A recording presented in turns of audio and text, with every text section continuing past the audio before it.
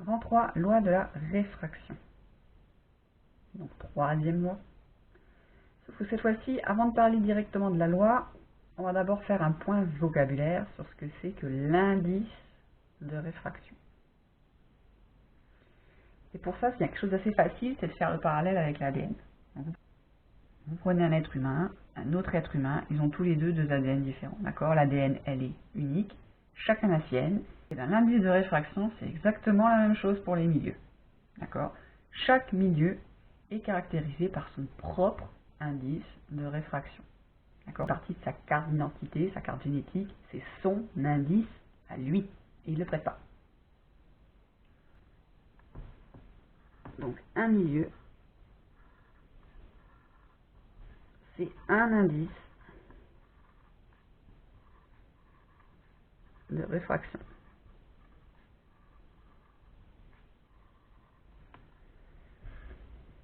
Et cet indice, il s'appelle N, comme indice de réfraction. Vous l'aviez ou pas? Ouais. Cet indice, il se calcule. Donc c'est un rapport, c'est une division, de la célérité de la lumière dans le vide, qu'on appelle C, divisé par la célérité du milieu considéré qu'on appelle V. Ouh là là, qu'est-ce que ça veut dire? On l'écrit et on explique. Donc l'indice de réfraction, c'est C divisé par V.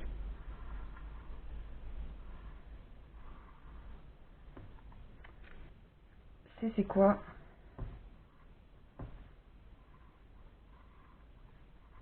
C'est la célérité de la lumière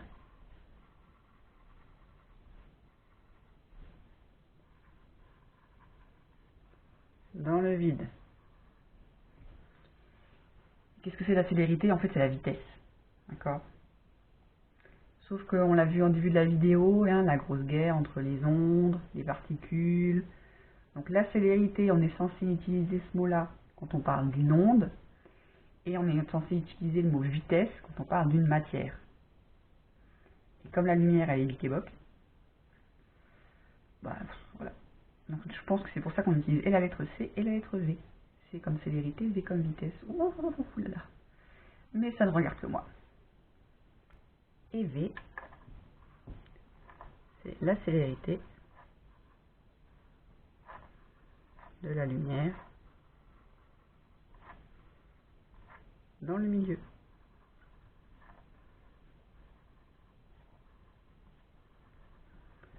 Donc par exemple, si vous voulez trouver l'indice de réfraction de l'eau, eh bien, vous divisez la célérité de la lumière dans le vide, divisé par celle dans l'eau. Si vous voulez trouver celle de l'air, ben pareil, c'est celle du vide divisée par celle de l'air. Qu'est-ce qu'il raconte cet indice? Cet indice, il dit que plus sa valeur est grande, donc plus il est important, plus le milieu est réfringent. Celui-là, on va le noter.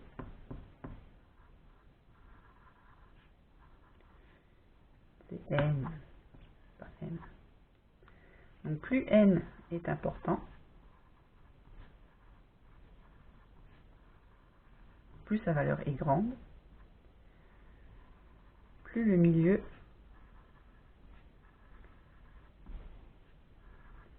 est réfringent.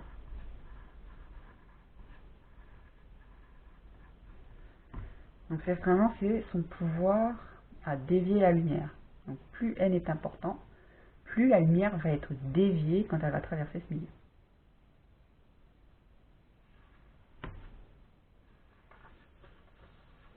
Donc dans le cours, vous avez un petit tableau avec différents exemples pour l'air, pour l'eau, pour le verre, le plexiglas. Donc de différents indices.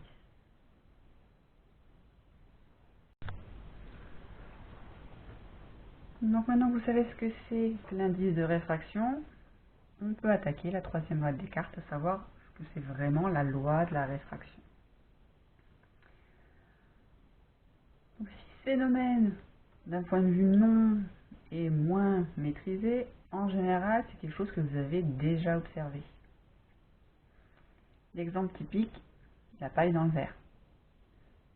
Prenez votre paille, vous la mettez dans un verre, vous remplissez d'eau, et on a l'impression, c'est bien l'impression, ce n'est pas le cas, hein, que la paille se brise.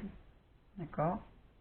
Donc, cette brisure, ce décalage, c'est ce qu'on appelle la réfraction. Donc, au niveau du schéma qui vous est fourni, donc vous avez l'interface de deux milieux, premier milieu en haut, deuxième milieu en bas. Vous avez toujours cette droite imaginaire qui est la normale, donc perpendiculaire à l'interface. Notre rayon incident qui arrive, qui forme toujours un angle I1, l'angle d'incidence avec notre normale. Et cette fois-ci, il traverse un autre milieu. Il devient ce qu'on appelle le rayon réfracté. Donc, je ne l'ai pas mis sur le schéma, mais le rayon réfléchi, il existe toujours. Hein. On a toujours une réflexion, même si elle est ridicule, même si on ne la voit pas beaucoup, elle est toujours là. Ok. Et comme c'est pas ce qui nous intéresse pour la troisième loi de Descartes, on va s'en affranchir. Donc notre rayon, il est réfracté.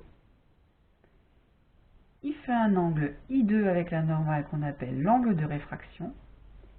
Et on a vu que ce rayon était dévié. Donc I1 n'est pas égal à I2. Non, c'est pas possible. Puisqu'on a vu que chaque milieu avait un indice différent. Donc il y a forcément une déviation. Même si elle est toute petite, il y en a forcément une. Et donc avec tout ça, qu'a découvert M. Descartes? M. Descartes a découvert que N1, indice de réfraction du milieu 1, multiplié par le sinus de l'angle I1, donc l'angle d'incidence, c'est égal à l'indice de réfraction du milieu 2, multiplié par le sinus de l'angle I2, donc l'angle de réfraction.